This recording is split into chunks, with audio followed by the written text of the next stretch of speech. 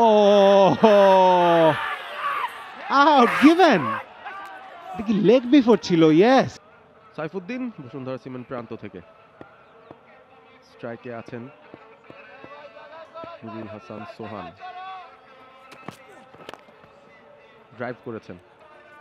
খানিকটা unorthodox batting style সোহানের, effective.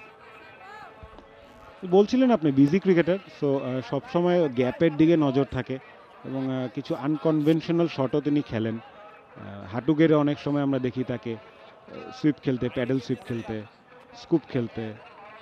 So ওই জায়গা থেকে এখন যে সিচুয়েশন, তাকে ওই স্টেবিলিটি, এর আগেও বলছিলাম তাকে, তার কাছ থেকে অনেক এক্সপেকটেশনও থাকবে, but on the other hand প্রেশারও থাকবে। কিন্তু মোহামেডানের বোলাররা, যেমন তামিম ইকবালের কথা বলছিলাম, তিনি কিন্তু চাবেন যে সেই প্রেশারটা ক্রিয়েট করেই রাখতে।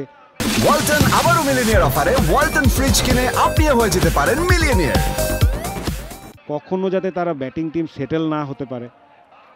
স্লিপ রেখেছেন এবার নতুন ব্যাটার মঈন খানের জন্য। হাফ ভলি স্লাইটলি ভেতরে ঢুকছিল, ব্যাকওয়ার্ড পয়েন্টে ভালো ফিল্ডিং তাইজুল। আগের একটা ম্যাচে দেখেছিলাম দুর্দান্ত একটা ক্যাচ নিয়েছিলেন তিনি, ব্যাকওয়ার্ড পয়েন্টেই তাকে রাখা হচ্ছে। মেহেদী হাসান মিরাজ আসছেন। এই দলটায় অনেক লিডার্স রয়েছেন বলা যায়। মেহেদী হাসান মিরাজ এসে কথা বললেন সাইফুদ্দিনের সঙ্গে, তামিম ইকবাল আছেন, মুশফিকুর রহিম আছে। এক্সপিরিয়েন্সের অভাব কিন্তু নেই সাইফুদ্দিনের জন্য। ইম্পর্টেন্ট একটা ম্যাচ, বল হাতে ভালো পারফর্ম করতে পারার একটা চাপ রয়েছে তার উপর। আগের ম্যাচটাতেও বেশ এক্সপেন্সিভ ছিলেন, 70-এর উপরে রান দিয়েছেন তিনি, তবে তাসকিন 100 রান দিয়েছেন বলে সেটা হয়তো ঢেকে গিয়েছিল।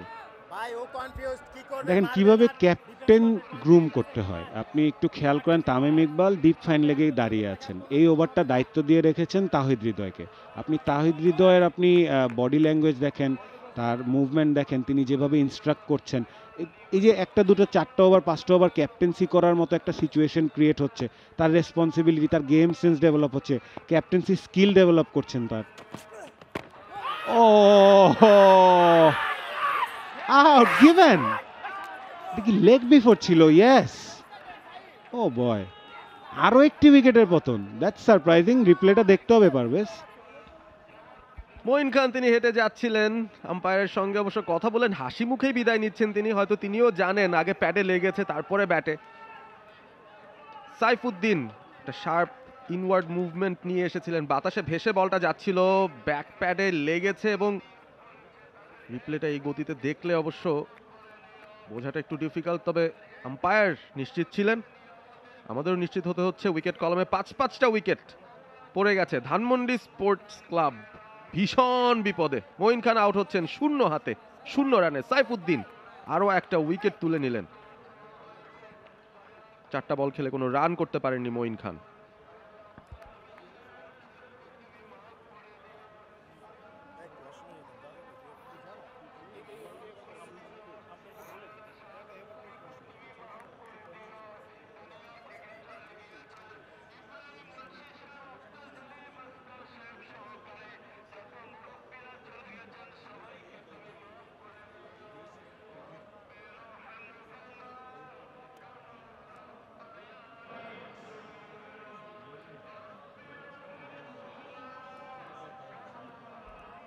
সাত নম্বরে ব্যাট করতে নেমেছেন ধানমন্ডি স্পোর্টস ক্লাবের জার্সি নাম্বার 7 জিয়াউর রহমান।